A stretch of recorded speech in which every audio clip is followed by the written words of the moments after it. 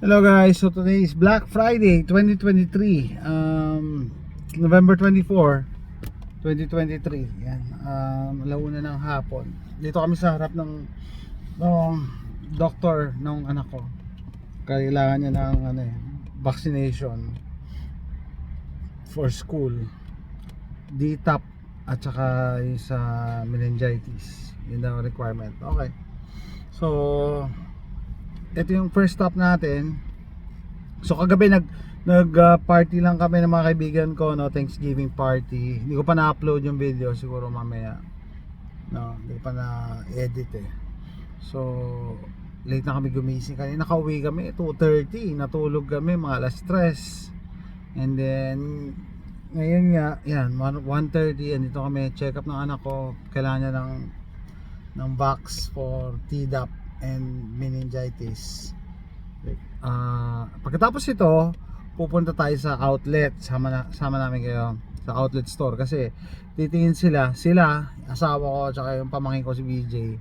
Titingin sila kung meron pang yung mga Black Friday deals, no? Pero ako, kailangan ko dumaan ng Academy Sports and Outdoors. Pipick upin ko naman yung in-order ko na Black Friday deal nila. So ano nangyari dyan, in-order ko na siya online, pero sa store mo pipick upin. Okay, binayaran ko na yun ng credit card. Magano lang ako, background check hindi naman, kasi hindi ko kailangan ng background check kasi meron akong concealed carry. So yan activity natin today, and sama namin kayo. Bye.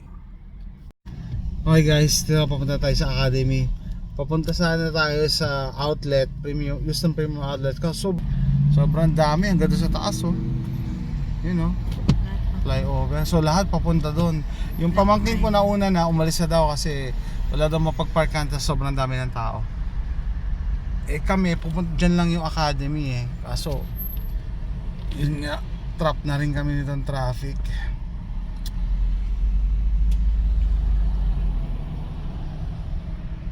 Okay, today is Monday, November 17. We're back. No cars, no people. No traffic. Okay, we're here. Houston Premium Outlets.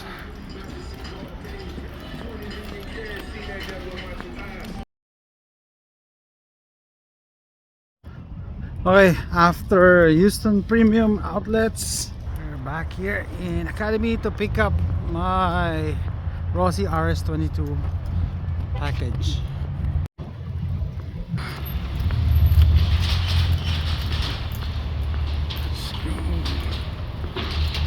Enter.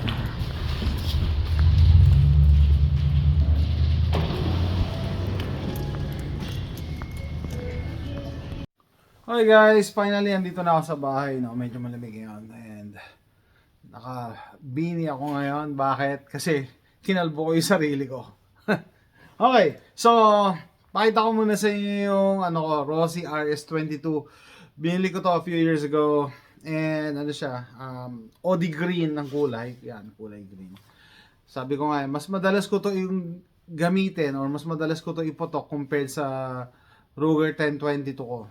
No? Pero tingnan niyo yung mga forums, syempre sasabihin ng mga experts, mga long time owners ng 22 rifles, sasabihin nila the best pa rin ng Ruger 1022. Yes, the best.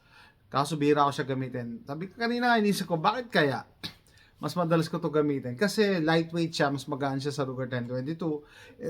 And napakamura, kalahati lang ang presyo nito. Hindi ako pwede magsabi ng presyo dahil pinagbabawal ni YouTube. So if YouTube is watching, this is just a show and tell video. Okay?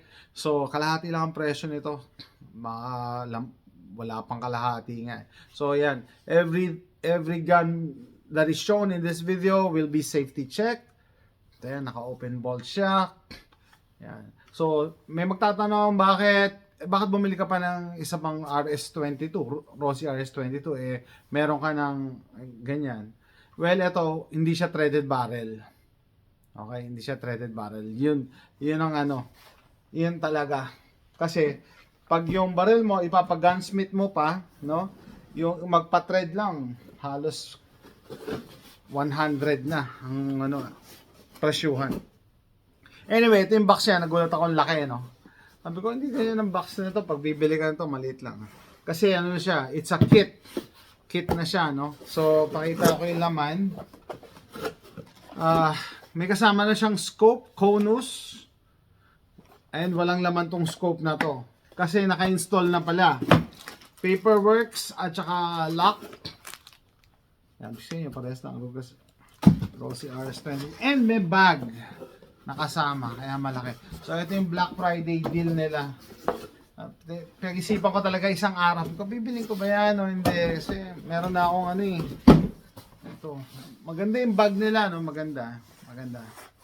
Okay. May padding siya. Hindi yung basta ano lang. So, yun nga, no? Naka-install na yung scope. Tapos, nasa loob na siya ng bag. Yung pinick up ko. And, ano to? Package includes scope.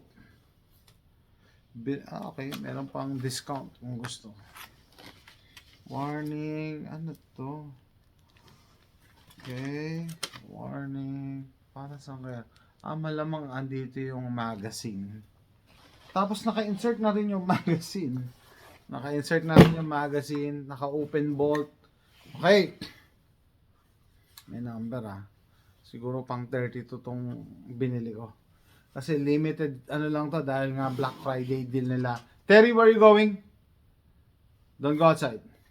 So, ang pinaka-importanting part nito, ito. Yan. Threaded. 1/2 by 28 to. Okay, so lately, tagumpay yung paglaban dito regarding sa pistol brace rule ng ATF. No? Wala nang pistol brace rule dito. Ang susunod naman, suppressor. So, yun ang nasa wishlist ko.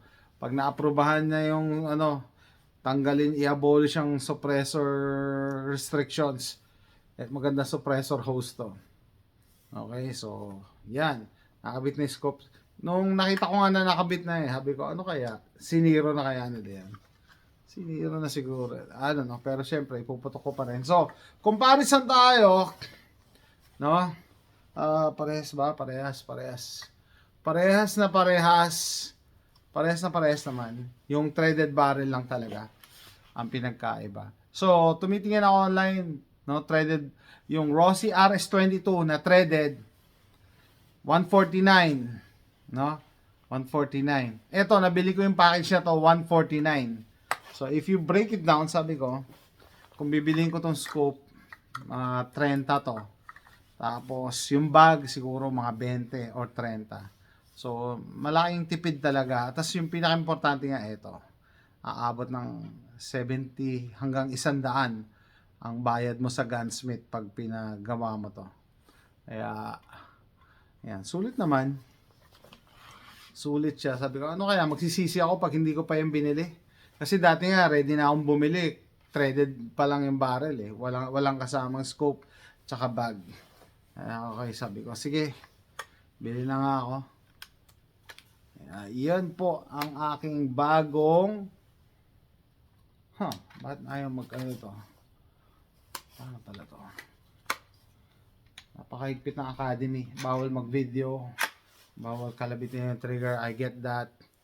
Pero bawal mag-video. So, nung nag-fill up ako ng background check, form 4473. Tumawag yung miss ko, bilisan ko daw. Tapos nilapag ko yung phone ko, sabi nung clerk, itago ko daw, bawal daw. Baka daw isipin nung camera, nagbe-video ko. Okay. Kaya hindi ako nag-video doon sa loob ng Academy. Okay, so yan, sabi ko nga magaan to. And mura. Pag mura kasi, hindi ako, pero kahit mura to, reliable to. Never ako nagka-problema sa never nag-jam, never talaga, kahit mga mumurahing bala ginagamit ko dito, kaya gustong gusto kong gamitin. And kayang-kaya ni AJ gamitin to. Okay, so yan po siya, Poging-pogi pag nagkaroon ng Ay, yun pala isa pang pagkakaiba, Buti bago ko natapos yung video. So, since scope kasama, wala na siyang Wala na siyang open sights. Pati yung dulo, walang front sight. Walang front sight. Okay. Wala nang sight pala talaga. Wala nang irons. Hindi rin nila pwedeng lagyan ng irons kasi matatakpan yung scope. Tinan nyo, mababa yung mounting ng scope. Okay, pasasadya pala talaga yon. Kaya hindi na nila nilagyan ng iron sights. Matatakpan siya, mababa. So yun ang pagkakaiba. Tingnan natin. Iba rin yung iba rin yung sa frame. Dito, plain lang siya, no? Tatak lang na Rossi. Dito, naka-engrave Rossi RS22.